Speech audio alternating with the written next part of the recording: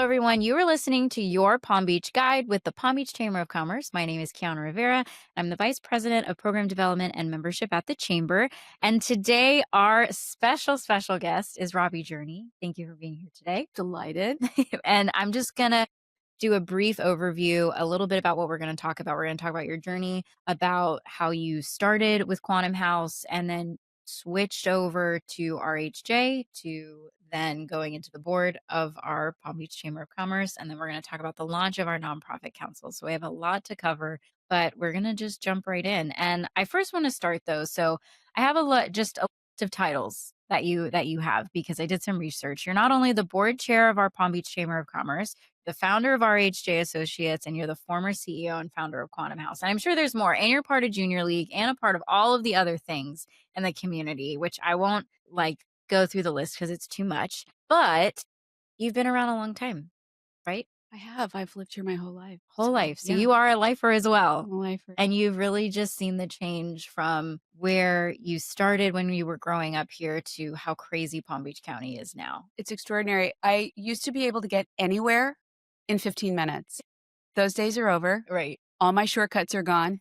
So I have to plan my day differently than I used to. Correct. It's hard because you're right that now our shortcuts are taken because everybody knows them now. So I totally get it. Well, I just want to share a little bit really quick of how I first met you. And so when I was first starting out in this community, I attended a Leadership Palm Beach County event at the Delray Marketplace or whatever it is. Or maybe it's not in Delray, but whatever that marketplace is. It was so long ago. And I remember I just was like, I'm going to go and see what this is all about. Why not? And you were speaking at this event. You got up there, and the second you just stood in front of the crowd, everybody was silenced immediately. You didn't have to say anything. You just stood up, and everybody was like, oh, I should probably be quiet. And from there, you were still at Quantum House, and you just shared your story of how you started it and why you did that and the importance of community. And I just sat there and was like, holy cow, this woman is amazing. And then after that, I told everyone, I was like, do you know Robi? How do I get to know Robi better? And literally every time. So you don't know that, but that's how I first met you. And that's so sweet. It was awesome. You're going to make me cry. No, that's don't. really, Oh really kind of you. Thank you. Thank you. Well, yeah, of course. Well, and I just think that you had that power over the room and you've always been able, even now, just getting to know you better, you have that presence when you walk into a room that people pay attention. And every time you say something, it's so meaningful that people listen and they're like, let me really make sure that I give you a good response because you pay attention. Whereas some people are just like, oh, I just talk to fill the room or I talk to fill space, but you pay attention to people and that's really Thank nice. You, Kiana. That means the world to me. That's a lovely gift you just gave me. Thank you. Oh, good. Thank you. Good. Well, we'll jump right in to first Quantum House. So tell us a little bit about how you started it, how long you've been there, and then we'll transition over. My relationship with Quantum House starts in the early 2000s, which was probably before many of your listeners were even born. But I'm a member of the Junior League of the Palm Beaches, which is a women's volunteer organization. And at that time, we had a community research committee that looked into the community to see what needs were not being met. What do we need here in Palm Beach County that we just don't have? And what came from that was the concept of having a place for families to stay when their children are in town for care for serious medical conditions. So that was really how it blossomed. It was literally a group of 6 women sitting around a table one evening after they had worked all day, fed their kids dinner, done homework, put them to bed, and then they raced down to the Junior League office so that's how it started. And from there, we looked at a couple of different concepts. We actually originally had made application to Ronald McDonald Charities. And at that time, we thought about partnering with them. That was going to be one way to do it. But what we quickly learned is that when you, and they do a wonderful job. Right. What they do is when you partner with them, you get a lot of wonderful resources, obviously name recognition, but no funding. We would have had to raise the money anyhow. So that's when we partnered with Quantum Foundation. And it was a wonderful opportunity. They gave us the $1.25 million to build the original house. Is that why it's named that? Yes. So Quantum Foundation, which is a local foundation, which was formed from the sale of JFK Hospital down in Atlantis. Their mission at the time was to fund programs that impacted the health of women and children. That was one of their founding mission statements. And so we fit into their criteria. So they gave us the funding. That's where the name Quantum House Funds. So the legend is because Ronald McDonald doesn't share billing, it would never have been the Ronald Quantum House. So Right. the legend is we kissed the clown goodbye and sent him back to Chicago. Oh, I love that. That is But amazing. over the years, we obviously have worked with Ronald McDonald's. The Yeah. McDonald's franchises have been very generous to the house. So that's really how the concept got started. St. Mary's donated the land. We worked with some other people in the community to get the rest of the financing together, and we got building the house. It started out as a 10 guest suite on the campus of St. Mary's. And to be clear, we're neither owned nor operated by St. Mary's. Right. We rent that land from tenant. And that's how the project grew. I started out as a founding board member, chaired the board for a few years. And then after the house was up and running, the original director that we had hired moved on. And so they offered me the job. And so it was a wonderful, wonderful opportunity. I had a lot of opportunity to meet wonderful people in this community, help thousands and thousands of families over the years and their children. You talk about growing up here. So when we were growing up here, people never came to Palm Beach County for medical care. They'd go to Boston, they'd go to Miami, they'd go to Philadelphia, they would Right. go somewhere else. Palm Beach County has become now a medical destination. And so the need for places for families to stay while they're here is even greater. So it's filling that need. So I sunsetted my career at the end of Yeah. 23. I decided to make a career change, and now I'm back on the board of Good. Quantum House, so I'm still in that capacity. No, that's so great. And how did you well, first of all, how did you sunset after just being so involved and like saying, really just having the confidence in yourself to say, I'm going to do something different? Because so many times you see, CEOs or whatever it is that maybe they're just kind of like going through the motions, but they're almost afraid to take that step because they're not sure what the other side's going to look like. How did you, like, just push yourself to be like, "I'm gonna do this, and I can do it?" I've talked to so many people that have asked me this question. Well, it's It seems to hard. be very confounding for people, but in reality, it was very, very simple for me. Mhm. I woke up one day Yeah. and for some reason, I just knew that while I loved the job and it was an amazing job, I worked with an incredible board of directors that was superior to any board in the world, Right. but I felt like I wanted to do something different. It was nothing more than that. Nothing bad happened. There Yeah, wasn't a problem. I that's good. wasn't angry. There wasn't a negative reason to do it. I woke up and I let the board know. I said, "Listen, I just want you guys to know I'm not going to be doing this forever. So just want to let you know that." And so I decided that the skills that I have, the lessons that I've been taught, the opportunities that I've had have given me a skill set that I felt like I had something to give back. I had something to share with other folks in the nonprofit community, whether it's nonprofit managers to help them get their confidence and coach them through that management style, to work with development departments to be strategic and intentional Right. about their Intentional. fundraising. And then some of those soft skills that a lot of nonprofits don't think about, really positioning yourself in the community, having a voice in the community, not just waiting for the donors to come to you, but really being proactive about how you manage your business, because at the end of the day, it's a business. Well, and just if for our CEOs who are listening who want to take that next step, this is your sign because it's simple. If you have that feeling, go for it and don't be afraid to take that step. So Absolutely. now when you've transitioned now to your own business, tell us now what you're doing. So the primary bulk of what Yeah. I'm Well, doing you're everywhere, is, but yeah.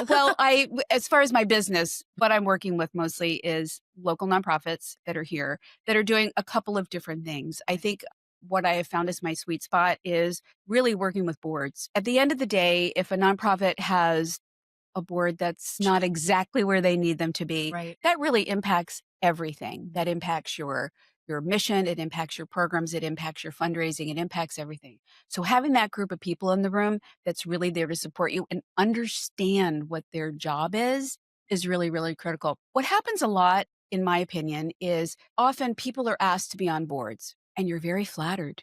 And you think, my gosh, somebody wants me on their board. Oh my gosh, I'm amazing, right? And you start coming to the monthly meetings or whenever they are, but you don't really know what you're supposed to be doing. There's no clear message about what the level of expectations are. So I think once you get that, everybody likes guardrails. Everybody likes to know what's expected out of them. So let's have that conversation. It's sometimes awkward, but sometimes bringing somebody like me in, a third party, I don't have a dog in the fight. I just Right. want y'all to do a good job, right? Yeah. So it's not staff complaining or the board complaining. It's me coming in there and having that conversation. I love that because to me, once that gets sorted, off you go. It's Things are good. yeah. And two, you're right. You really kind of not only empower your board members to further the mission of whatever the organization is, but you're giving them a purpose on the board. I love that. Absolutely. I love that you say that. So now, really quick, you're listening to your Palm Beach Guide. Our special guest today is Robbie Journey. And we're going to talk about the board now because you serve as our board chair for the Palm Beach Chamber of Right. Commerce. And so, kind of walk me through, you've been on the board for a while, right? Few years, right. Perfect. And now, how have you just taken all of your leadership skills and helped us really just, you've taken us to the next level? And like, what are just some key things that you're like, this was a no brainer? And this is just, I said this and we did it and now we're flourishing. So, could you have any points about that? Again, every board is different. Yeah. Every board is comprised of different people in the community and they all bring special skills, right? So, the way I view our board, and one of the things that I think is important for me as board chair is to look at those governance things. Where are we actually sitting as a board? How does that connect with our bylaws? What policy do we need to get in place? Those sort of things.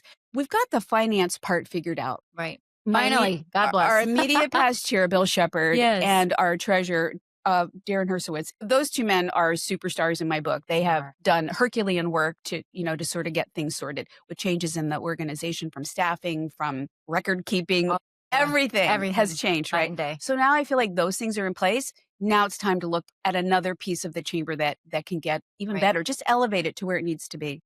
And I love too that one of the things that you added to us was our board pins. And I just think, because you're wearing it today. Wearing my board pin. Yes. And I Yes. think even little things like that just really put ownership in the role that they're in to further engage them in what the mission is and where we're trying to go for the future. So I love that you did that. It's a little thing, but it's important. And so as we just our final question, because we're going to wrap up on time here really quick, we're excited to announce that we are launching the Nonprofit Council in 2026. And this has been so far a labor of love and passion of what you have already experienced in your life to now really at a grander scale. So, just a little background, our council's part of the Chamber of Commerce are industry specific. So, we bring together professionals within that industry for an intimate gathering, whether it's a discussion panel, a luncheon, a social hour, to really bring our members content that's focused on their industry. Because our other events are great, but this stemmed out of an idea of a member saying, I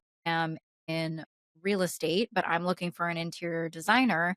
It's really hard for me to connect with someone like that at the breakfast because it's so large, which is great. The breakfast is amazing. So now let's create a real estate development council that connects those pieces, whether you're construction, landscape architect, real estate, interior design, et cetera, et cetera. And now we have five. We have our real estate development council, women's leadership council, tech council, healthcare council, and we're launching the nonprofit council all in the matter of like a year and a half. I Right. feel like we did this. So tell me a little bit about the nonprofit council. What sparked your idea to start this? And let's start there. Yeah. So one of the things that I looked at when we got working on this job is what is the makeup of our membership? Who are we representing? Who shows up in that room at 7 o'clock in the morning, right? And I would say about a quarter of our membership ish are members of the nonprofit community, Right. whether they're EDs from nonprofits or fundraising professionals or whatever. And I felt like they needed to have their spot as well. Now, Right. to be clear, there are other organizations in town that are doing things for nonprofits. There's a nonprofit council, there's nonprofit first. There are a lot Right. of people doing stuff, right? And that's great because it's good to have a Yeah. mix, right? But I think when you and I talked about it, we really felt like we wanted to offer something different, Right. something that might not be accessible to our nonprofit partners all the time. So our decision was to make these programs with somebody that they might not be able to sit in a room with, either from out of town or a higher level, or somebody that has an opportunity with a nonprofit that our folks might not have access to. Let's bring those people here. Right. Let our people sit in a room and listen to those. Now, Yeah. are there great nonprofit voices locally? 1000%. Absolutely. Will they have a chance to speak? We're going to figure that out, Right. right? We want to make it a good mix of who's Right. here and who we can bring in. But I think you and I in our conversations have been, let's give them something different.